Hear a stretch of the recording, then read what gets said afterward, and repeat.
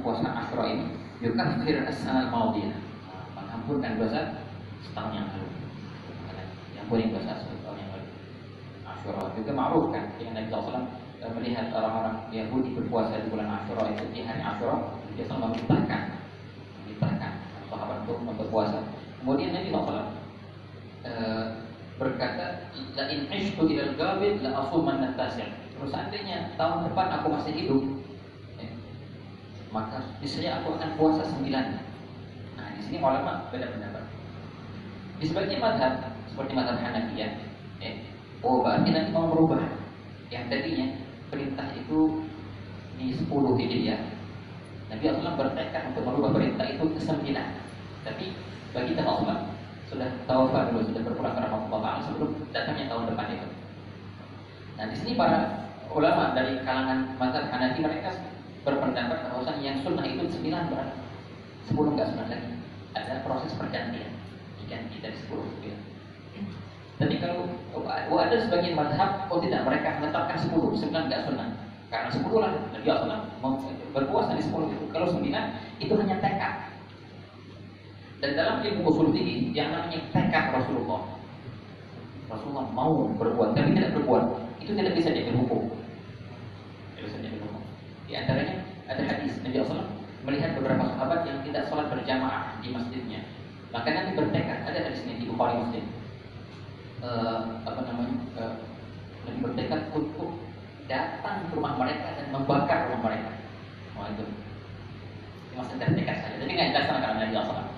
Di sini nggak bisa kita ambil berarti wah kita sholat jamaah haram, yang nggak sholat jamaah itu bukan bisa, karena ini hanya sekedar tekad dalam belum dilakukan. Jadi semua yang hanya bersifat tekad itu nggak bisa diambil hukum. Sebagian mazhab ya kayak gitu. Jadi yang sunnah itu 10 saja, yang sunnah nggak sunnah karena hanya sekedar tekad. Nah, di mazhab kita mazhab Syafi'i, mazhab yang paling moderat, dua-duanya diambil. 10 sunnah karena ini adalah perbuatannya baginda Sallallahu Alaihi Wasallam, dan yang 9 juga sunnah karena tekadnya Nabi Sallallahu Alaihi Wasallam. Sunnahkan makanya puasa Tasu'a dan Ashura. Disunahkan puasa Tasu'a untuk juga mukhalif al-Yahud, karena mereka orang-orang Yahudi berpuasa di hari Ashura enggak di Tasu'a. Yang disunahkan itu untuk setiap perkara. Ini ada kaidah, setiap perkara yang seandainya perkara itu khasnya kalangan orang Yahudi, maka disunahkan kita untuk agak sedikit berbeda. Di antaranya Nabi SAW dahulu sebelum baginda pindah ke Madinah, kalau nyisir rambut itu polanya pola belakang ya, pola nyisir ke belakang karena rambut baginda panjang, nyisir ke belakang. Waktu Nabi SAW ke Madinah dan baginda melihat orang-orang Yahudi seperti itu, langsung Nabi SAW berubah pola sisirannya. Yang tadinya ke belakang akhirnya dibelah menjadi 2, belah tengah kalau bahasa kita.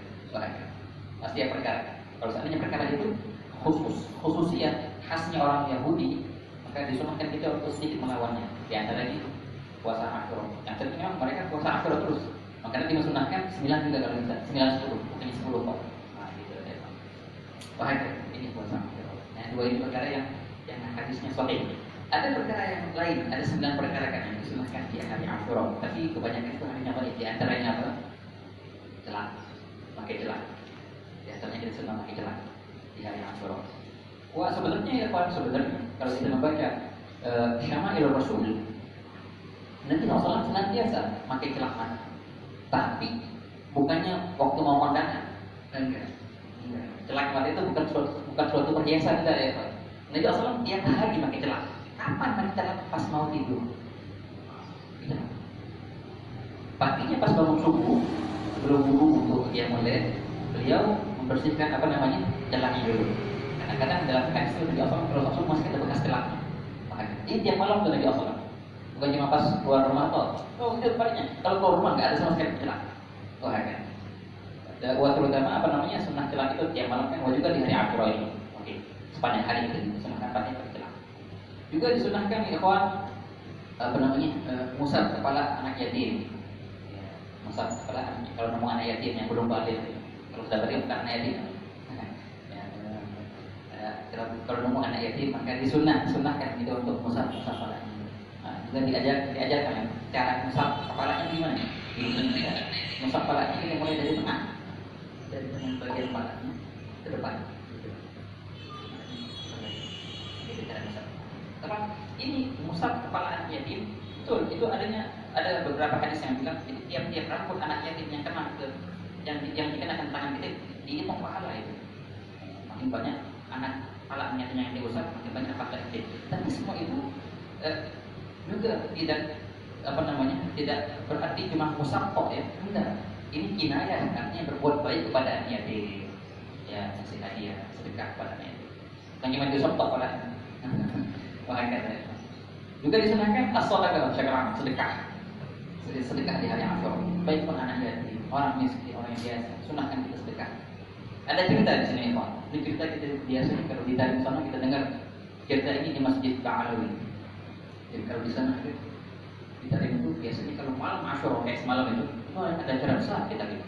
Semua ulamanya, semua habaibnya pada ngumpul di Masjid Ba'alawi. Ngumpul dari Isya kumpul, kalau Isya berjamaah, penuh, pastinya penuh, jalan penuh semua. Termasuk acara besar, event besar dari hari Asyura. Ngapain di situ? Kalau Isya berjamaah, habis itu Munsir Ba'alawi, ketua Ba'alawi, imam Masjid Ba'alawi, beliau baca cerita-cerita Asyura. Itu aja ceritanya. Keutamaan hari Asyura, apa yang terjadi di situ. Wah, banyak cerita-cerita yang menceritakan keutamaannya tadi, katakan masa para niat, keutamaannya sedekah. Itu lumayan lama sedikit. Dibagi yang gak bawa listnya, gak bawa sama air. Malam. Habis itu selesai sudah tahlil, baca tahlil ilal arwah. Biasanya dikeluarin tuh tasbihnya Sayyidina Abdullah bin Ali dan bagi badan. Masih ada tasbihnya sekarang itu dikeluarin cuma setahun berapa kali. Di antara malam yang dikeluarin tasbih itu malam itu. Ambil tasbih. Makhluk akan dibarokan. Tapi yang jelas ada berubah. Teman masyarakat. Oke, paginya libur tuh orang kan. Sorenya nanti, kayak sore ini, biasanya orang-orang Kalim itu ngumpul di rumah Habib Abdullah bin Syahab. Ya, ngumpul, ramai. Ngumpul di situ ada rawha di situ, ada rawha. Jadi yang rawha, gosida. Selepas dari rumah beliau, kebanyakan juga ziarah ke Habib Abu Bakar Masyhur. Di situ juga ada rawha. Sampai maghrib buka puasa bareng-bareng. Nah, itu. Dan tiap tahun begitu ya, kawan. Jadi hari Asyura di tadi itu termasuk kayak hari raya. Jadi ada acara besarnya, semua pada ngumpul di situ. Kalau di sini tidak ada. Perlu diadakan gitu. Kalau di Indonesia kayak belum pernah. Yang paling ada seperti santunan anak-anak yatim, banyak kan yang buat. Tapi kalau acara resmi gitu gede, belum. Oke. Di antara tadi yang cerita yang kita dengar di Masjid Ba'alawi perihal tentang sedekah di hari Asyura. Ada seorang Muslim. Allah Ta'ala berikan keleluasaan dalam rezekinya. Suatu hari lewatlah seorang pengemis depan rumah orang miskin, depan rumah orang-orang Muslim yang rumahnya kaya. Subhanallah, pas hari Asyura orang miskin atau rumah itu ya bulan pihak yang Asyura demi kemuliaan hari Asyura ini berikanlah hadiah kepada nangis. Tapi pengemis juga paham ini hari Asyura. Subhanallah, kebetulan itu hari orang yang kaya itu nggak mau nggak tahu agak gelisah bagaimana gitu, nggak sumpah nggak mau ngasih. Isunya banyak, tapi sebenarnya nggak tahu Allah mau kasih pelajaran. Pasal itu dia nggak sedekah. Kesian ini orang miskin, kesian. Di hari Asyura, demi hari Asyura, demi Allah kalau saat ini kau bersedekah hari ini Allah bakal gantikan yang lebih lagi. Dan jika mau, subhanallah, di samping rumahnya orang yang muslim yang kaya itu ada rumah orang Yahudi, orang kafir, orang Yahudi lagi, kaya juga. Anak itu pengemis keluar dengan patah hati dari rumah seorang muslim dan dia pindah ke rumah orang samping. Nah, si Yahudi ini pas melihat peristiwa ini, itu kesian lihat lihat orang miskin itu keluar dari rumah orang yang sampingnya itu kecil hatinya, nggak dikasih apa-apa gitu. Dia penasaran. Pas kebetulan juga orang miskin itu ke rumah orang Yahudi ini. Ditanya sama orang Yahudi ini, "Ente ngapain ke rumah bapak itu?" "Saya minta sedekah hari Asyura." "Emang apa hari Asyura itu?" "Oh, ya kalau di agama Islam hari Asyura itu gini. Ada keutamaan untuk sedekah di hari Asyura." "Oh, sudah yang kasih miskin." Dikasih. Dalam cerita itu dikasih 10 dirham, 10 perak. Nah, dia boleh dikasih 10 perak. Kemudian hari Asyura yang ngasih siapa ya? Yahudi. "Oh, makasih banyak, sudah pergi miskin aja." Lewatlah sehari. Pas malamnya ya kawan, pas malam ini orang kaya Muslim tadi yang nggak mau ngasih sedekah Asyura, dia mimpi. Dia mimpi seakan-akan di perjalanan di taman yang sangat indah. Indah taman, kayak di surga. Habis itu dia nemu istana luar biasa keren. Wow. Pasti mendekat ke istana itu ada penjaganya. Pas dia lihat di istana itu ada nama pemilik istana. Pasti lihat nama siapa? Nama orang Yahudi tetangganya. Kok bisa? Ditanya sama petugas penjaga itu. "Ini prinsip kok benar prinsip pulang yang punya istana ini?" "Jadi iya benar. Kok bisa?" Dikata sama penjaga itu, "Tadi ini siang tadi, ini istana ada nama ente." "Iya, siang tadi." "Tapi nggak tahu kenapa diganti. Itu nama jadi nama tetangga ente." "Ada apa? Nggak tahu." "Kok bisa diganti?" "Bangun serjali, bangun. Gelisah.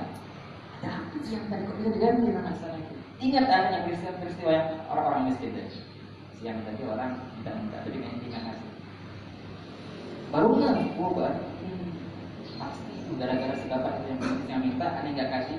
Akhirnya dia pindah ke tetangga, dikasih dia akhirnya. Dirubah istana itu tuh nama situ. Besoknya ya Pak, besok pagi si bapak yang muslim yang kaya ini bawa terus banyak. Jadi kita orang tetangganya itu, rumah orang Yahudi. Bulan, ada apa? Aneh mau itu terima hadiah dari aneh sekian ratus ribu, memang dengan syarat yang dikasih ke anak istana. Di sana ini orang Yahudi nggak bakal paham, yang penting udah terima hadiah. Pas dia itu tas yang berisi duit yang banyak dibalikin lagi, nggak mau terima hadiah itu.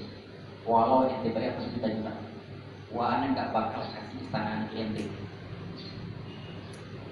Jadi ini orang Muslim, ini Muslim bingung. Tahu dari mana cerita istana? Ana juga mimpi semalam. Bukan cuma itu, Ana juga mimpi semalam. Tadinya itu istana punya ente, gara-gara ente mencari hati seorang miskin tadi itu berubah. Istana jadi punyanya karena Ana yang ngasih ke orang miskin itu. Berkah semua itu berkah Asyura. Ya pula, walau indikasinya berlipat ganda, berjuta-juta, Ana nggak bakal ngasih itu hadis. Udah punya Ana sekarang. Wah sekarang itu jadi orang Muslim tadi. Ada Sampai Islam, lihat mimpi itu, istana udah punya dia, nggak mau dikasih ke orang. Itu semua berkat dari sedekah di hari Asyura.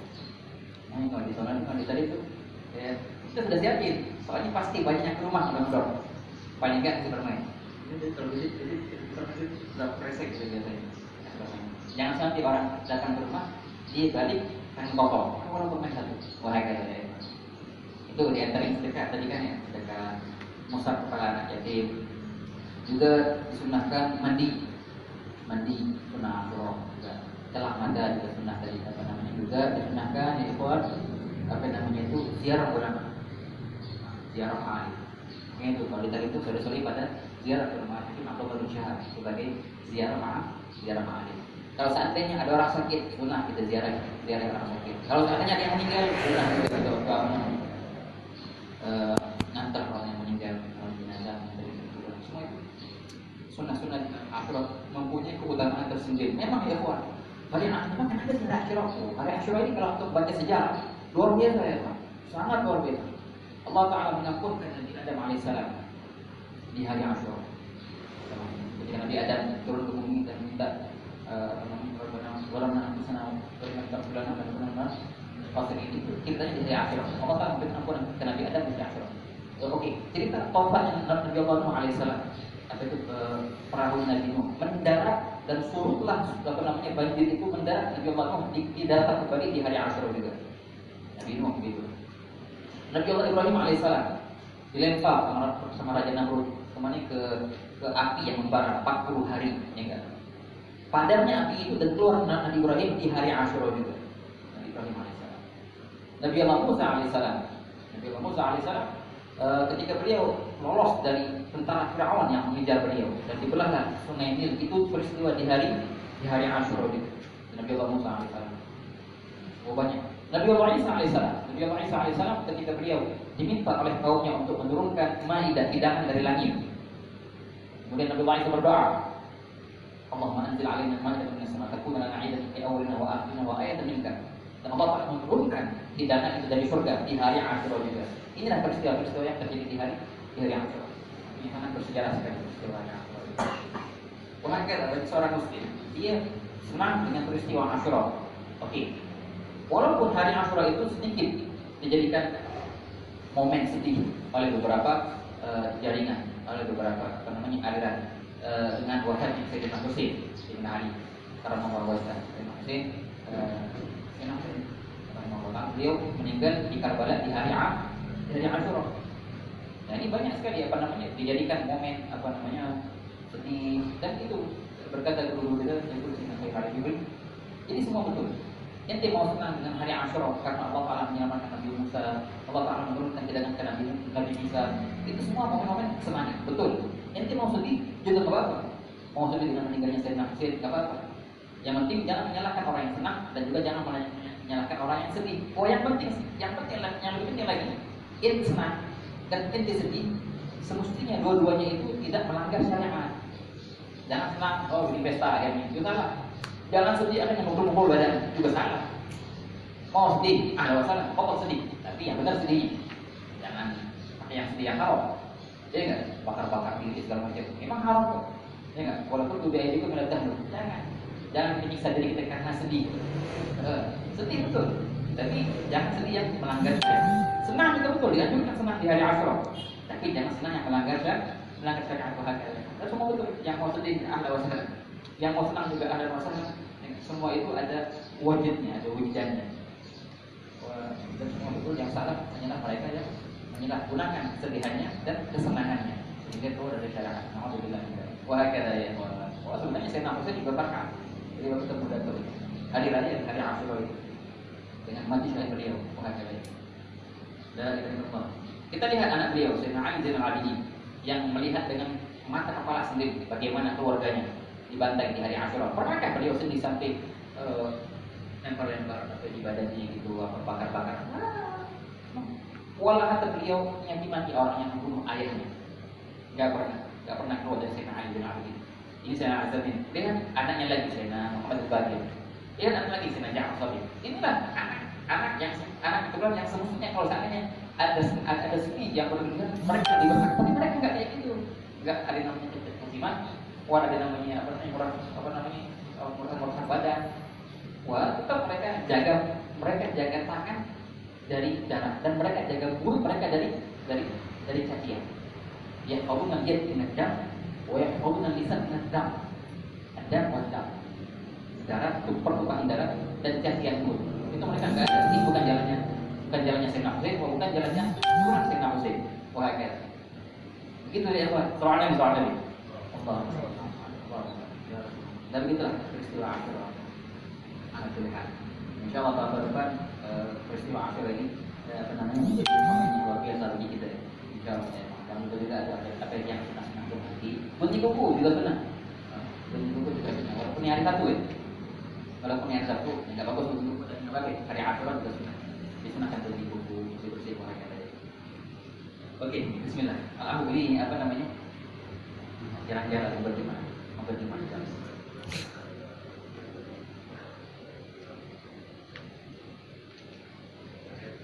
ونعم سيدة زينب بنت علي بن أبي طالب قالت محمد ببنية sempat Sayyidina Ali Zainal Abidin juga mau kan hampir mau Saya dan Zainab, masya Allah, ini perempuan yang berani. Membunuh anak dulu. Dan memang haid karena mereka membunuh perempuan. Sayyidina Ali bin Abi waktu itu sakit memang beliau kan. Beliau sudah besar, banyak yang bilang waktu kecil kan nggak ikut enggak. Beliau sudah umur 22 waktu kejadian Karbala. Subhanallah, kejadian Karbala adalah kejadian yang sudah Nabi SAW sudah mengabarikan. Nabi SAW mengabarkan Sayyidah Ummu Salamah, istri beliau, dengan bahwasanya akan terjadi peristiwa pada 70 ini persis. Dan ketika itu Nabi Jibril alaihissalam memberikan kopal yang ada tanahnya, tanah dari Karbala. Nabi Allah memberikan tanah itu kepada Sayyidah Ummu Salamah. Pas hari terbunuhnya Sayyidina Husain, berubah tanah itu menjadi darah. Jadi orang Madinah sudah tahu dua Sayyidina Husain meninggal sekarang, karena tanah itu sudah menjadi darah. Dan semua tahu, semua orang tahu ketika Sayyidina Husain berangkat ke sana, semua sudah yakin ini pasti mati syahid. Sampai Sayyidina Abdullah bin Abbas dan juga semua sahabat-sahabat ketika mereka Juwadin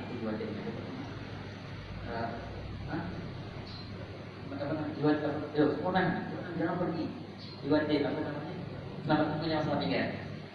Mengantar Sayyidina Husain ke pojok Madinah. Itu semua berkata rahimahullah min syahid. Allah yarham. Sudah pasti mati syahid.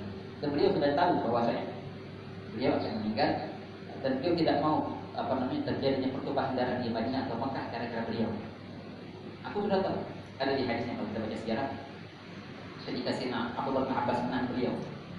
Tapi aku sudah, ini mungkin, aku meyakini bahwasanya aku akan meninggal dan aku tidak mau aku menjadi seorang yang karenanya terjadi pertumpahan darah di Mekah. Dan itu sudah ceritakan akan terjadi pertumpahan darah di Mekah. Semua itu gara-gara seekor kambing kan Nabi SAW. Kabshan. Ini ada seorang yang orang luar mau menyerang dia, tapi dia berlindung di Mekah. Akhirnya terjadi pertumpahan darah di Mekah. Nabi SAW mengkinakan orang yang sudah kambing.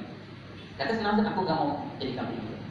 Kalaupun aku mau dibunuh, aku dibunuh, tapi jangan dalam Mekah atau Madinah. Aku gak mau jadi kambing yang dimaksud Nabi SAW. Keluarnya kan Sayyidina Husain. Mana itu? Karbala. Siapakah yang kambing itu ya kawan? Sayyidina Abdullah bin Sulaim. Saya banyak loh.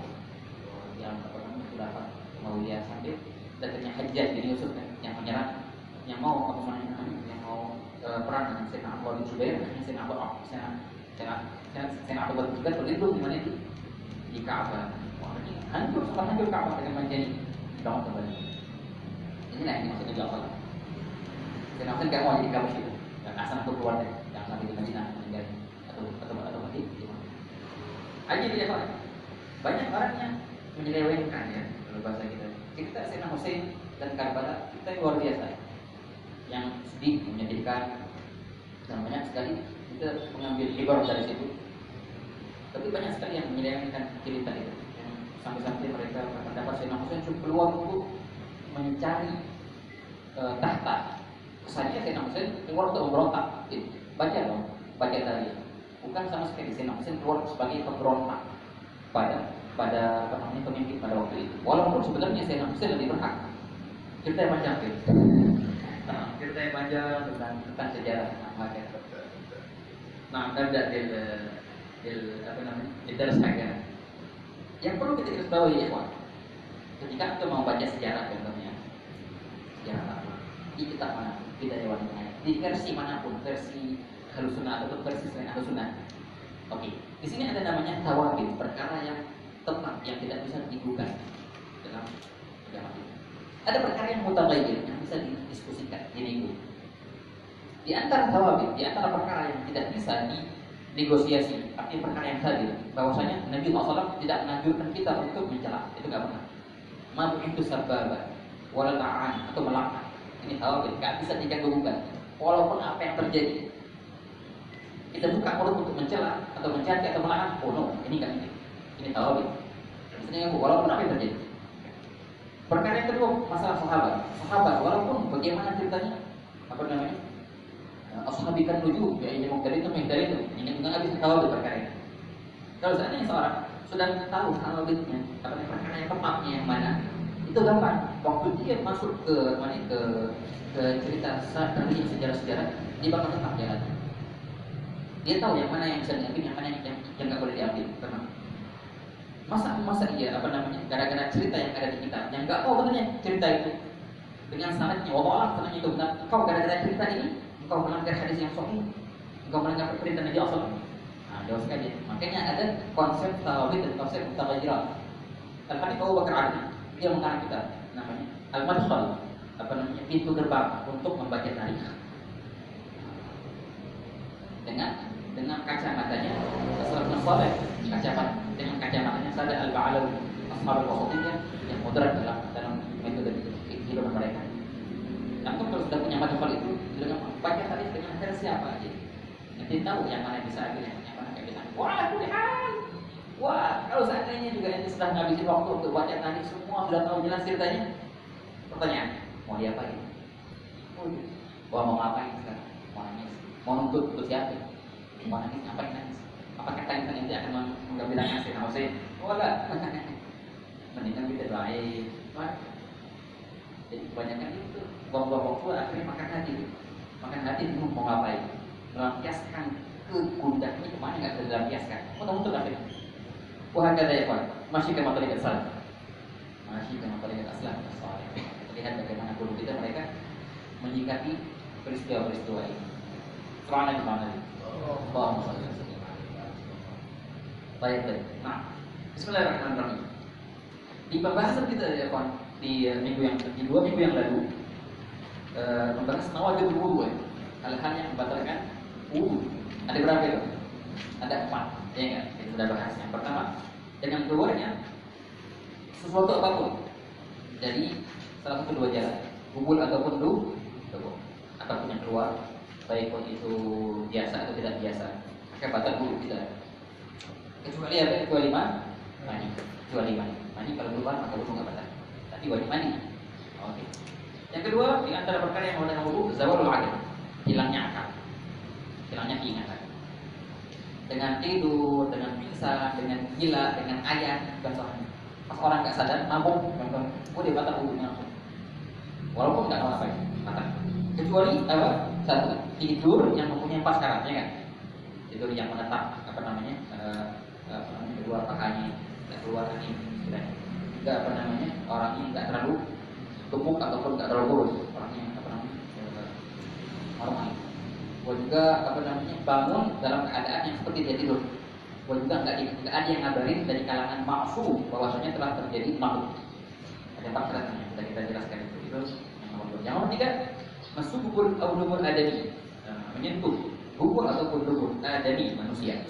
Sentuh maka batal wudunya. Baik pun punya dia atau punya orang lain.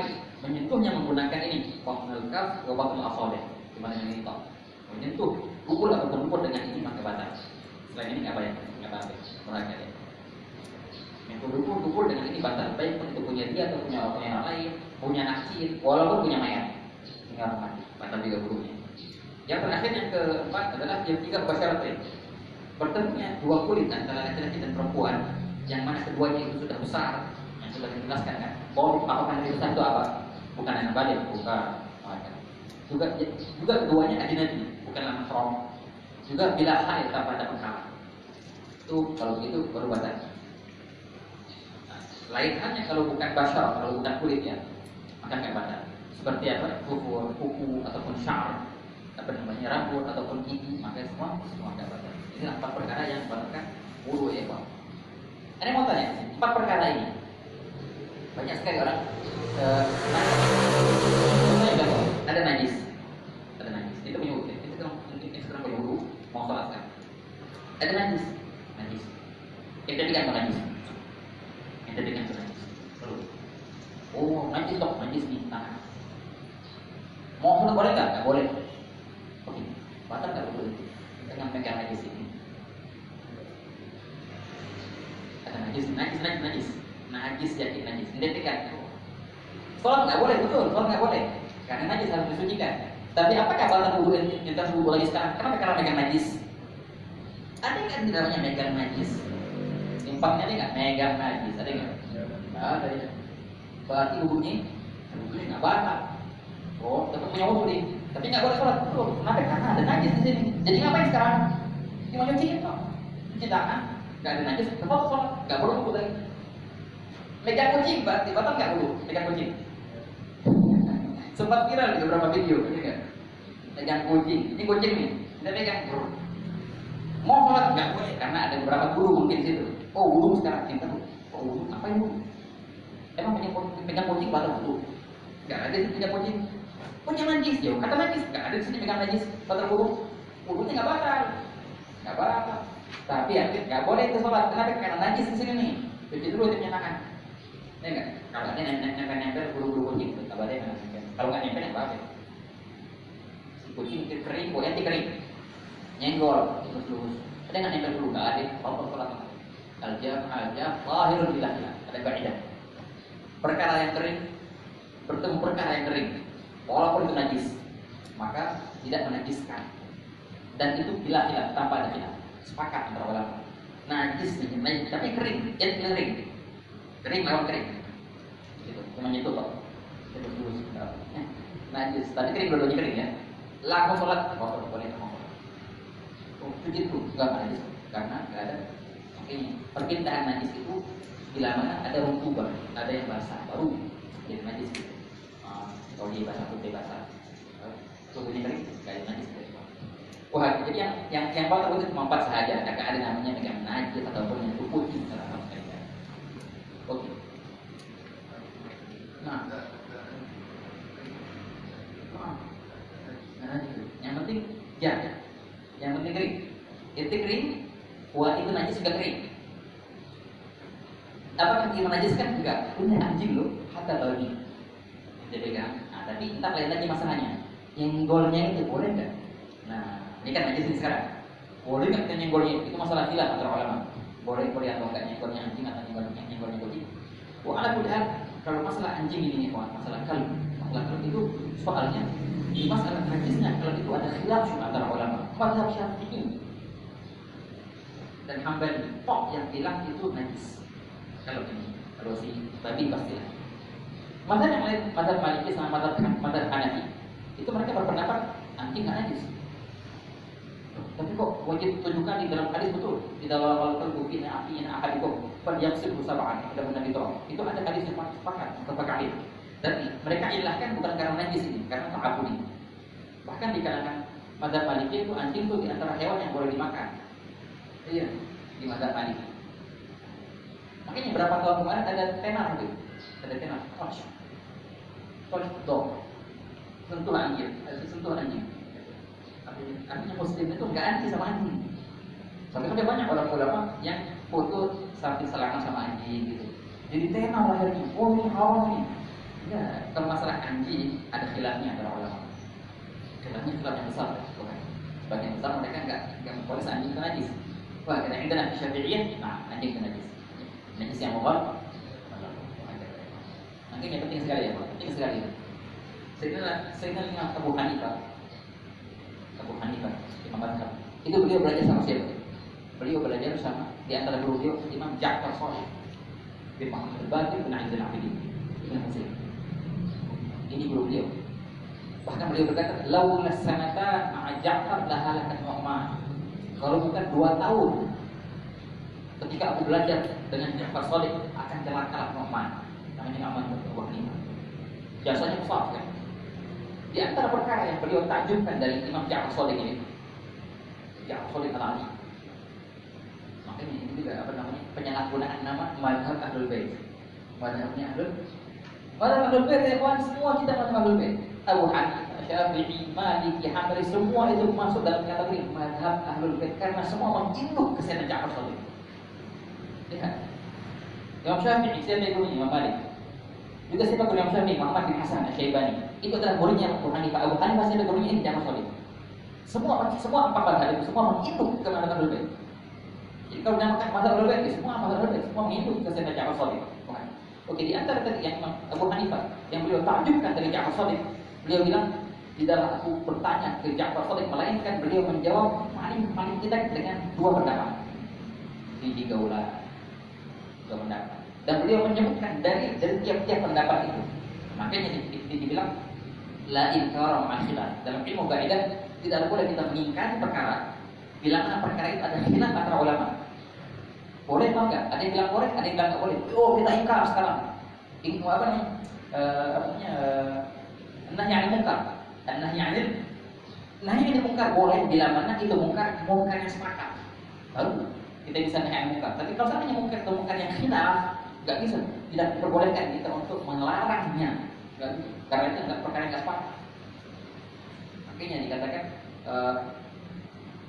Sayyidina Ja'far itu ya kawan, karena beliau banyak sekali pengetahuan tentang khilaf, makanya dikatakan beliau sangat jarang sekali memprotes. Jadi kaidah, makin luas ilmu seorang dengan khilaf, maka makin sedikit dia memprotes orang lain. Ketika dia lihat, ini orang salah ini, nggak benar bukunya. Tapi kalau dia belajar lebih banyak, ini betul-betul aja. Di masa itu boleh kayak gini. Makin luas ilmunya dengan khilaf, makin sedikit pengingkaran pada orang lain. Semangat dulu. Kalau bahasa ini kong kosong nyari bunyi. Baru kong kosong berarti mulutnya ngomong itu. Yang diam biasanya bahaya biasanya diam. Bahaya. Karena penuh ya. Itu yang ada pilihan. Oke, sebelum kita berlanjut ke bab yang lain, sedikit kita main apa namanya, main teka-teki. Coba untuk perhatikan di nomor 3 yang punya kita lihat, dan nomor 4. Di nomor 3 itu kan masalah mas menyentuh bubul ataupun dubur. Kalau dalam bahasa fikihnya namanya mas menyentuh. Yang nomor 4 namanya apa? Iltiqa, bersentuhnya dua kulit laki-laki dan perempuan. Dalam ibarat fikihnya namanya lamsun, lam mim sin, lams. Semua artinya menyentuh, tapi istilahnya kalau mas itu untuk nomor 3 itu menyentuh bubul ataupun dubur. Tapi kalau lams untuk nomor 4, persentuhan antara laki-laki dan perempuan. Oke. Di sini memang sangat bisa sekali kita ambil kesimpulan ataupun perbedaan antara keduanya. Yang Allah disebutkan adalah perbedaan. Baik. Seandainya ada laki-laki sama laki-laki, teman. Si laki-laki ini menyentuh bubulnya laki-laki yang lain. Apakah keduanya batal ataupun yang batal cuma yang menyentuh? Yang mana yang batal? Yang menyentuh kok. Yang disentuh nggak ada salah dia. Nggak batal wudhunya. Ini nomor 3 ya. Kalau seandainya laki-laki sama perempuan, nomor 4 sekarang. Laki-laki menyentuh perempuan. Yang batal yang menyentuh itu atau dua-duanya? Batal. Dua-duanya batal. Nah, berbeda. Kalau yang di masalah emas, yang batal cuma yang menyentuh. Kalau di masalah lams, yang batal keduanya. Oke, ini poin pertama. Poin kedua ya kawan, di masalah yang nomor 3 itu menyentuh bubul ataupun dubur, itu bisa batal kalau seandainya ente menggunakan ini tok telapak tangan, baru batal sentuh bubul ataupun dubur. Tapi kalau menyentuh bubul ataupun dubur dengan selain telapak tangan, nggak batal wudhunya, ya nggak? Pakai ini. Tapi kalau yang nomor 4, apakah harus menyentuh perempuan batal pakai telapak tangan atau pakai apa ya batal? Pakai apa aja batal? Pakai telapak tangan, pakai ini. Kita nyentuh kulit sama kulit batal keduanya. Poin kedua ini berarti perbedaannya juga di antara perbedaan. Kalau yang emas itu khusus dengan telapak tangan, tapi kalau yang lams umum semua badan kecuali selain kulit. Oke, di antara poinnya ya kawan, yang nomor 3 ini penyentuhan bubul ataupun dubur itu bisa terjadi kebatalan walaupun dengan sesama jenis. Laki-laki nyentuh bubulnya laki-laki, batal kan? Tapi kalau yang nomor 4 tidak bisa batal kecuali dengan lain jenis, laki-laki lawan perempuan, itu batal. Kalau barang-barang perempuan atau laki-laki tidak batal. Nah, ini perbedaan poin ketiga ini, ya kan? Oke. Juga ini kawan, di antara poin yang perbedaan di sini, yang nomor 3 itu kalau ente menyentuh bubulnya anak kecil batal wudhu ente, ya enggak? Walaupun anak bayi. Tapi yang nomor 4 masalah lams, si perempuan menyentuh laki-laki yang masih kecil, masih bayi, batal nggak wudhunya? Enggak, karena dicarakan harus besar. Nah, yang nomor 4 ada syaratnya kabir. Nomor 3 nggak ada syaratnya kabir. Walaupun masih kecil bisa batal. Oke. Juga di antara di antara syarat yang nomor 3 itu nggak ada syaratnya harus ajnabi, bukan muhrim. Inti menyentuh bubulnya adik ente sendiri, batal wudhu ente. Tapi kalau nomor 4 disyaratkan Yang bukan muhrim, ajnabi, baru batal. Kalau muhrim nggak batal. Oke, ini semua perbedaan ya, perbedaan. Di antara perbedaannya kawan, yang nomor 3 itu tidak terjadi walaupun dengan diri sendiri, orang nyentuh guburnya sendiri. Batal jika.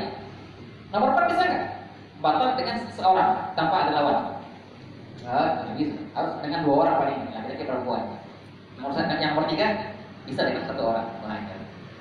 Oke. Jika perbedaannya jelas sekali yang nomor 3 tadi itu khusus untuk gubur dan gubur saja. Kalau yang nomor 4 umum. Ya.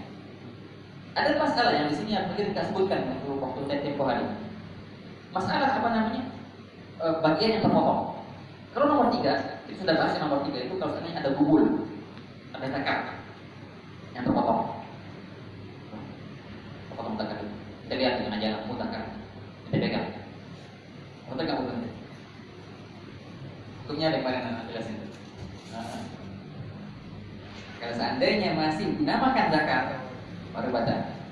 Kalau enggak dinamakan zakar lagi, kita baru bentuknya, impak. Orang lain nggak tahu apaan nih, nggak baca. Ya enggak? Itu masalah zakar kan? Zakar yang apa namanya? Yang terpisah, apakah batal atau menyentuhnya? Tafsir dilihat. Kalau seandainya masih dinamakan zakar karena bentuknya masih zakar, batal itu. Yang batal. Kalau berubah bentuknya atau apaan itu, nggak batal. Tapi kalau nomor 4 ya kawan. Kalau yang nomor 4 perempuan contohnya, perempuan butuh tangannya, perempuan aja, tangan perempuan. Ini pegang di tangan. Batal nggak boleh itu? Bagian yang terpotong dari lawan jenis. Apakah kita batal itu kita dengan menyentuhnya bagian yang terpotong itu? Kita paham ini punya perempuan bukan punya laki-laki. Batal nggak? Nah, ini ada khilaf ya, ada khilaf antara Ibn Hajar sama Rawi di sini. Ibn Hajar bilang,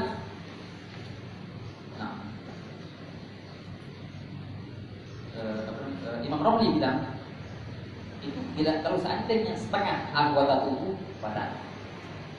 Kalau kurang dari setengah nggak batal. Kalau seandainya tangan kok contohnya enggak kurang dari setengah. Tapi kalau setengah anggota tubuh atau lebih baru batal sekarang. Kita lihat contohnya dari pusat ke bawah ataupun dari pusat ke atas baru batal sekarang. Tapi kalau cuma tangan atau cuma kaki enggak batal. Ini pendapat Imam Romli. Jadi beliau menjadikan patokan itu adalah setengah atau kurang atau lebih. Setengah atau lebih maka batal. Kurang dari setengah nggak batal.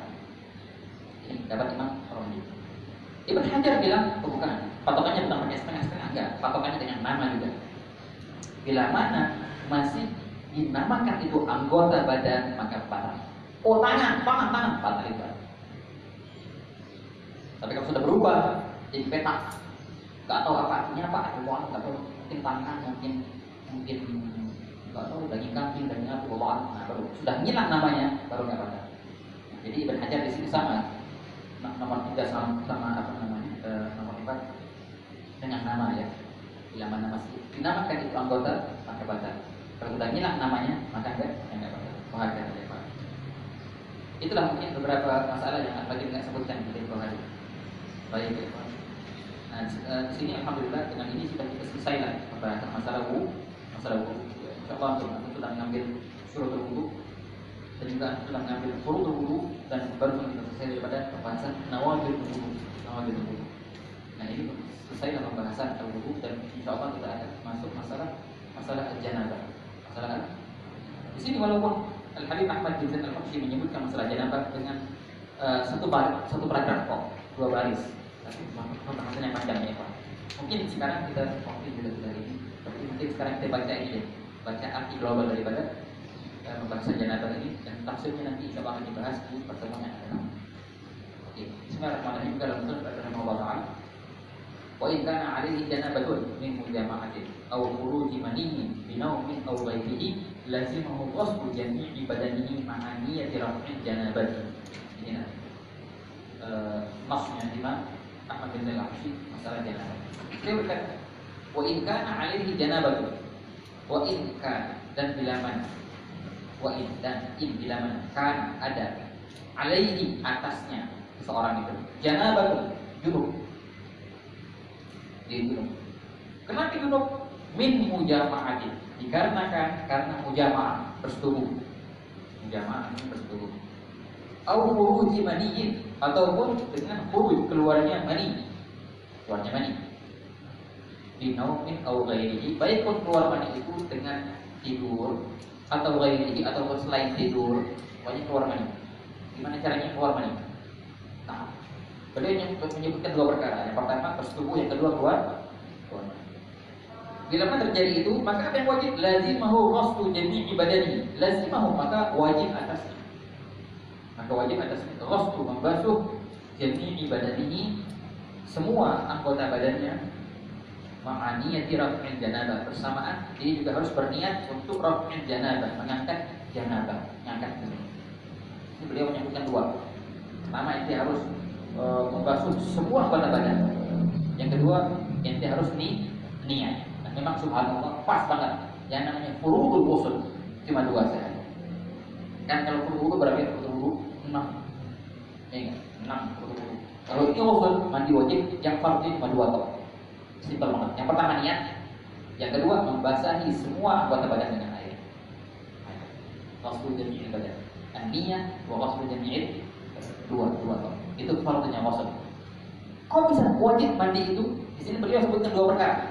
Pertama karena bersetubuh, yang kedua karena keluar mani. Dan beliau akan membahas ada berapa sebenarnya, ada 6 ya kawan.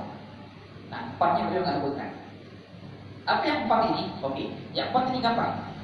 Yang laki-laki sih nggak ada. Nah, sebenarnya cuma 2 terbagi toh. Yang 4 ini banyak perempuan. Pertama apa tadi? Yang sebutkan bersetubuh. Yang kedua keluar mani. Yang ketiga mati. Jika orang mandi, itu wajib mandi. Nah, 3 ini umum, laki-laki perempuan. Ya. Laki-laki perempuan, bila mana mereka bersetubuh atau keluar mandi atau mereka mati meninggal, maka wajib mandi. Yang 3 lagi khusus perempuan kalian. Apa? Selesai haid, selesai nifas, dan selesai melahirkan. Bila ada haid, mens, kedua nifas. Ketiga, bila ada melahirkan. 3 perkara khusus untuk perempuan. Bila mana terjadi perkara itu dan sudah selesai, maka wajib atasnya mandi. Dan 3 perkara umum, laki-laki dan perempuan. Di antaranya 2 sudah disebutkan, bersetubuh dan keluar mandi. Yang ketiga apa namanya? Meninggal. Wajib mandi ataupun dimandikan. Yang coba kita akan bahas nanti perihal masalah ghusl. Sebenarnya masalah ghusl ini masalah yang penting sekali. Masalah yang sangat penting. Banyak orang sudah bertahun-tahun belum paham masalah mandi wajib bagaimana. Banyak istilah ya, banyak. Jadi ada 2, ada yang ifrat dan tafrid, ada yang nggak tahu cara mandi wajib. Makanya ya muskilah ibadahnya. Ada juga yang terlalu was-was mandi wajibnya. Sejam 2 jam mandi wajib. Ada yang nggak bagus, terlalu was-was. Harus sah 2 jam mandi wajib. Sebagian teman-teman itu waktu dakwah ke Afrika menemukan seorang perempuan. Jadi perempuan ini siap was-was.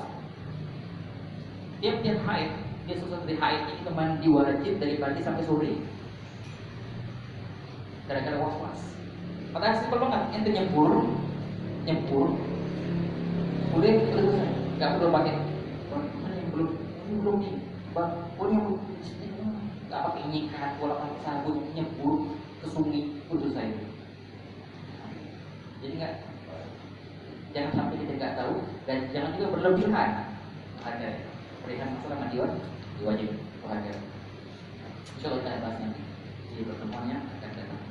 Wallahu a'lam bishawab. Tafadhal. Ada yang nanya?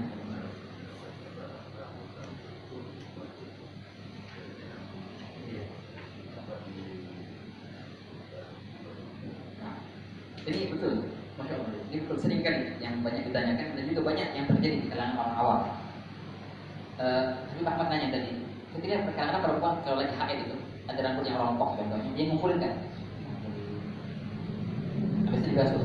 Ini gimana hukumnya, wajib kan? Yang wajib kayak gitu atau sunnah? Cerita awal daripada peristiwa itu ada hadis Rasulullah bersabda, anggota tubuh yang terputus dari manusia dalam keadaan berhadas, maka itu anggota tubuh di hari kiamat nanti akan menuntutnya untuk disucikan. Ini disunahkan gitu. Kalau seandainya mau potong kuku, sunnahnya kubur dulu. sampai ini anggota terputus dari ente dalam keadaan ente berhadas, baik pun hadas besar atau hadas kecil. Mau beton pun, kalau bisa wudu dulu, sehingga bagian tubuh itu ketika terputus mereka tidak akan nuntut ente ketika di hari kiamat nanti. Nah, dari sini diambil apa namanya? Ketika perempuan haid contohnya, ataupun ketika laki-laki junub contohnya, sebelum dia mandi, terputuslah anggota tubuhnya. Rambut cerotok gitu. Ataupun dia kalau seandainya sengaja ya itu hukumnya makruh. Makruh tiba-tiba itu dalam keadaan junub, makruh banget. Kalau gunting rambut dalam keadaan junub, makruh banget. Enggak haram itu makruh banget. Alhamdulillah, baik pun itu sengaja atau tidak sengaja, maka hukumnya bukannya wajib, tapi disunahkan. Disunahkan untuk mengumpulkan itu semua dan disucikan bareng-bareng. Disucikan bareng. Ketika si perempuan ini haid, bukan sekarang nyucinya, bukan, nanti pas dia selesai haidnya, pas mau mandi suci, nah itu dikumpulin bareng-bareng, mandi bareng-bareng, disucikan itu anggota tubuh yang terpisah. Juga si laki-laki, ketika ada anggota tubuh yang terpisah, ketika dia junub, maka disunahkan untuk membasuhnya sebelum dikubur nanti. Jadi nggak wajib, tapi sunnah, memang sunnah. Dan di sini ada pernah dengar dari beberapa orang awam, mereka sangat ikhtiar masalah ini. Mana itu rambut? Cari-cari, tak nggak sah. Ada di sah, sah-sah aja. Kalau seandainya rambut kita langsung buang contohnya, kita nggak suciin, sah-sah aja. Nggak wajib kok. Kalau seandainya jadi, biasanya begini mon, bias dalam masalah mandi beli. Seorang laki-laki ya, seorang laki-laki dia junub sekarang, dia mulai mandi. Tapi bagian tangannya dia nggak basuh, berarti tangannya masih punya hadas ya. Dia mandi semua kepala, semua dibasuh, tangan kanan, kaki semua sudah mengalir air. Tinggal tangan kanan belum dibasuh. Sekarang dia masih punya junub kan? Apa yang terjadi? Itu tangan akan putus tol. Dengan putusnya tangan yang belum dibasuh ini, otomatis sekarang suci dia saja sudah. Teman-teman boleh sholat. Ini adalah suci. Betul. Pas tangan nyambung sama ente, itu punya status orang yang berhadas. Pas tangan itu buntung apa namanya berpisah dari anggota tubuh itu sudah sekarang. Itu punya anggota tubuh cuma di top. Jadi basuh lah udah kita potong. Ini gimana entar? Sunnah dibasuh. Enggak wajib. Tapi sangat-sangat sunnah ya, sunnah muakkad, sangat disunahkan. Gitu deh. Jadi sunnah. Nah, walau banyak orang yang ikhtiar, aku sih ikhtiar, tapi sunnah itu.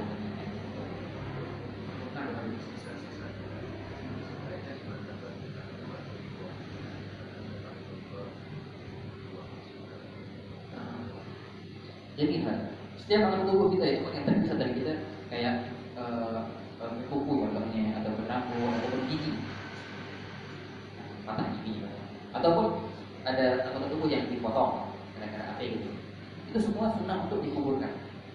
Jika ditanam itu walaupun dikit, nggak 2 meter kan, dikuburkan. Karena kan tidak akan mati, dia hari kiamat itu semua akan bangkit kembali dari Allah. Jadi namanya kita dengar dari guru kita kalau bisa. Kalau seandainya Allah enggak mentakdirkanmu untuk dikubur dekat dengan kaum sholihin, maka dari sekarang kalau bisa untuk dekat dengan mereka dengan anggota tubuhmu tadi. Dia punya kuku kumpulin tuh. Rambut kalau cukup kumpulin. Kalau seandainya lagi ziarah ke Kalibata, atau Condet, dari sedikit ditaruh kuku yang itu. Alhamdulillah. Kalau seandainya itu meninggal dikubur situ, alhamdulillah dekat dengan kaum sholihin.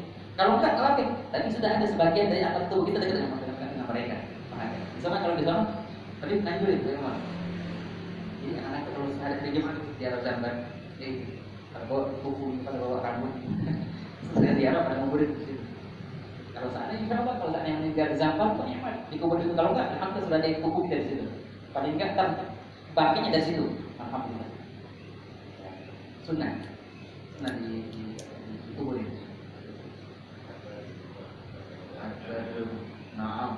Ada di rumah, pot contohnya juga di kota mana, di sana. Kalau ada soal lagi,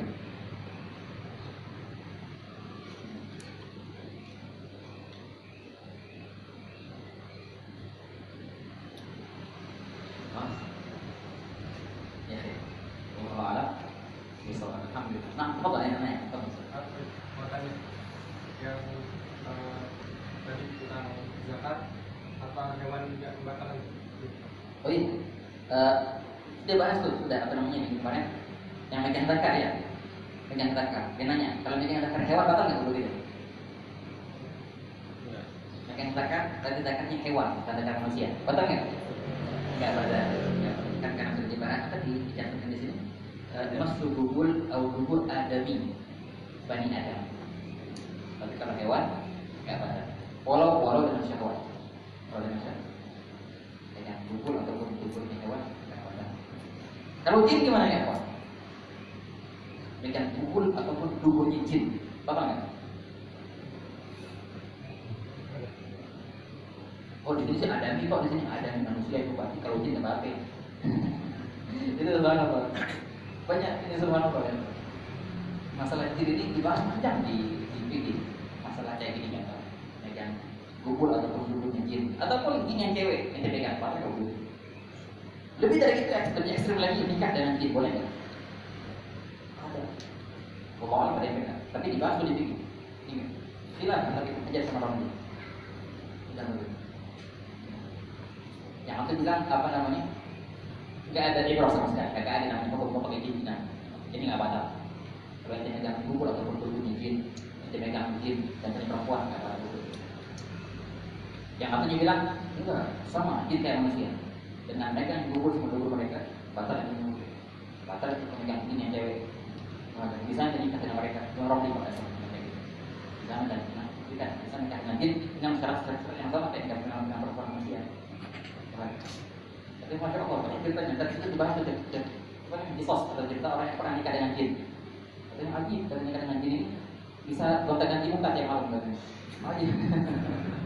Mau kayak gini, bahas kayak itu. Tapi dibantah oleh yang imam hajar ya. Ada aja. Manusia masih banyak. Apa yang kayak gitu? Ya kan. Wallahu a'lam. Alhamdulillah. Ini kita akhiri majelis kita hari ini. Jangan lupa untuk baca doanya Asyura ya. Sebelum guru bisa terbenam membaca hari ini aku baca. Ahsan. Waduh, kalau kita baca nggak panjang tuh. Saya antum pun ya, antum bisa antar apa namanya. Kayaknya 5 menit kok. Bareng-bareng kita baca doa Asyura. Baca doa Asyura ini nggak panjang, bisa kita baca bareng-bareng. Kita bilang apa yang kita masih baca doa ini dan yang Allah akan memberikannya penjagaan dari tiap-tiap bala dan tiap-tiap wabah, terutama wabah corona. Nah, kalau jaga setahun ya kan dari wabah dan dari musibah dan dari kegelisahan ya Tuhan ada. Tuhan pernah disunahkan juga baca masuk yang bawah ini yang malah wani makasih gitu kali. Kita baca kalau itu 1000 kali baru yang senahim Tuhan. Tapi yang ada doa yang dan yang kita sebutkan khasiatnya itu nggak panjang loh. Jumlahnya kejutan. Nagrak gitu. Bismillahirrahmanirrahim. Wa sallallahu ala sayyidina Muhammadin wa ala alihi wa sahbihi wa sallam.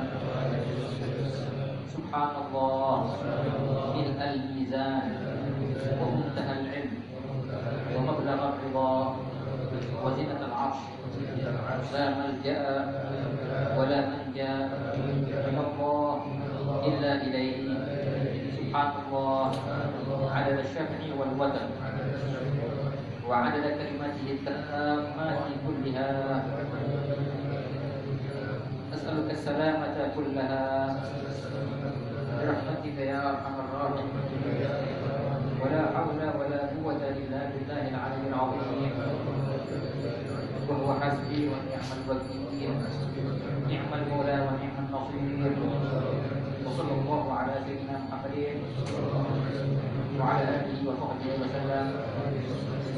سبحان الله الميزان ومنتهى العلم ومبلغ الرضا وزنة العرش لا ملجأ ولا منجا من الله إلا إليه. سبحان الله عدد الشفع والوتر وعدد كلماته التامة كلها. السلامة كلها برحمتك يا أرحم الراحمين. ولا حول ولا قوة إلا بالله العلي العظيم. وهو حسبي ونعم الوكيل نعم المولى ونعم النصير وعلى محمد وعلى آله وصحبه وسلم سبحان الله ملء الميزان ومنتهى العلم ومبلغ الرضا وزنة العرش لا ملجأ ولا منجا من الله إلا إليه سبحان الله عدد الشفع والوتر وعدد كلمته التامات كلها أسألك السلامة كلها برحمتك يا أرحم الراحمين لا حول ولا قوة إلا بالله العلي العظيم وهو حسبي ونعم الوكيل نعم المولى ونعم النصير وصلى الله على سيدنا محمد وعلى آله وصحبه وسلم سبحان الله ملء الميزان ومنتهى العلم ومبلغ الرضا وزنة العرش لا ملجأ ولا منجا من الله إلا إليه سبحان الله عدد الشفع والوتر وعدد كلماته التامات كلها أسألك السلامة لها برحمتك يا أرحم الراحمين ولا حول ولا قوة إلا بالله العلي العظيم وهو حسبي ونعم الوكيل نعم المولى والنصير وصلى الله على سيدنا محمد وعلى آله وصحبه وسلم سبحان الله ملء الميزان ومنتهى العلم ومبلغ الرضا وزنة العرش لا ملجأ ولا منجا من الله إلا إليه سبحان الله عدد الشفع والوتر وعدد كلماته التامات كلها أسألك السلامة كلها برحمتك يا أرحم الراحمين لا حول ولا قوة إلا بالله العلي العظيم وهو حسبي ونعم الوكيل نعم المولى ونعم النصير صلى الله على سيدنا محمد وعلى آله وصحبه وسلم سبحان الله ملء الميزان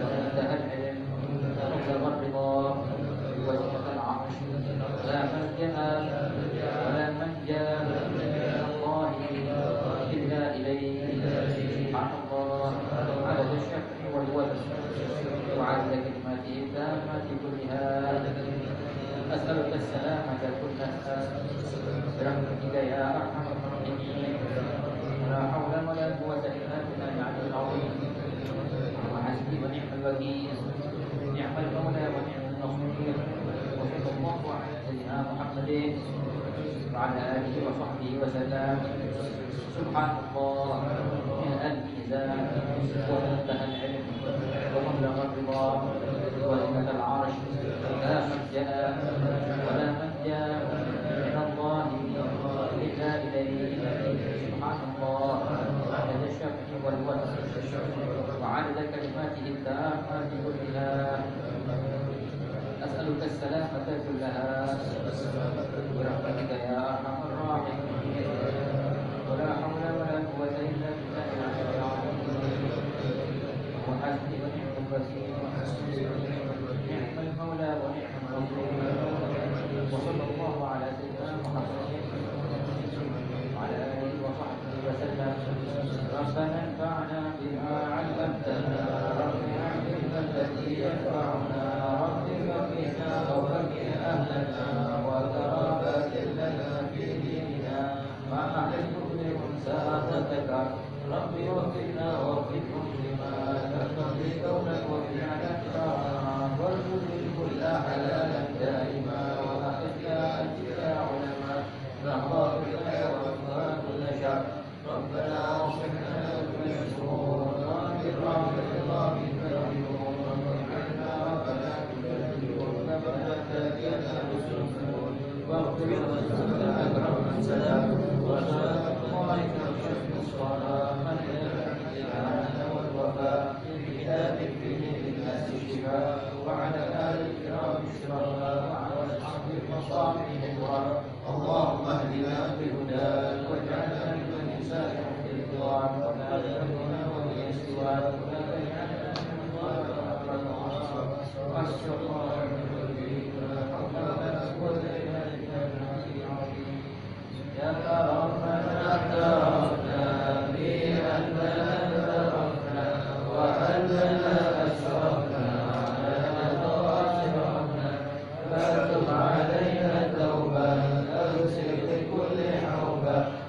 واستر لنا العورات وآمن الروعات واغفر لوالدينا ربي ومولودينا والآل والإخوان وسائر الخلان وأولي محبة أو ليرة أو صحبة والمسلمين أجمع آمين ربي أسمع فضلا وجودا منا لا باكتساب منا بالمصطفى رسولي نحظى بكل سرور بالمصطفى رسولي نحظى بكل سرور بالمصطفى رسولي نحظى بكل سرور صلى وسلم ربي عليه عد الحب وآله وصحبه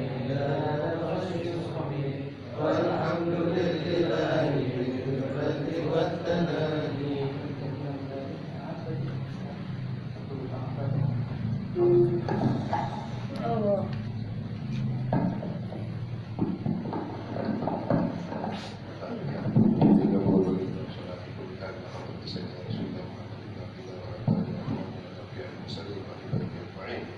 ولا تنتهي للمسلمين والوحيد والسلم في أجمعين خصوصا بكم سيدنا الزهراء وسيدنا علي المرتضى وسيدنا الحسن الحسين ثم إلى سيدنا زينب سيدنا علي بن أبي طالب ثم إلى سيدنا علي سيدنا عابد وسيدنا جعفر صادق البغدادي سيدنا محمد الباقي ورسول ثم إلى سيدنا عيسى وزن عبيد الله بن أحمد بن بدر محمد بن علي وعلي ثم إلى رسول الله صلى الله عليه وسلم الإنسان وسيدنا أولاده أبي عبد الله العجوز وابن بكر علي وسيدنا بن يوسف بن بكر بن سالم والحبيب أحمد بن بكر وعلي بن سالم ورسول المخرج ثم إلى رسول الله عبد الله بن علي الحجاج ورسول المخرج من الحبشي وعبد الرحمن بن يوسف مولى عز وجل يوسف بن عبد الحسن وشعر الأطارات ثم إلى الإرشاد العباد بن عبد الله بن الحجاج بن محمد بن زيد الحبشي ثم إلى أرواح أهل هذه البلدة ومشايخ هذه الجهات بحقهم على الله أسرارهم على الله أن الله جعلنا وإياهم من الذين يستمعون القول فيتبعون أحسنه وأن الله يفتح علينا وعلى أولادنا وفتح العارفين يفرقنا وإياهم في الدين ويهدينا وإياهم إلى سواء السبيل ويعلمنا التأويل ويجعلنا سيدنا محمد لنا شيخا مرشدا ودليل وأن الله يطول أعمالنا ويحسن أخلاقنا ويوسع أرزاقنا ويشفي مرضانا ويعافي ابتلانا ويزودنا تقوى ويحفظنا من كل أذى وبلوى ويقضي جميع ديوننا ويريد الدنيا بالميسرة والدين الله ويقضي الآخرة بالمغفرة ويغفر لنا وإياهم وهب لكم للرجال من العمر ومن العلوم أعمال وأخلاق ونيات وإلى حضرة النبي محمد صلى الله عليه وسلم.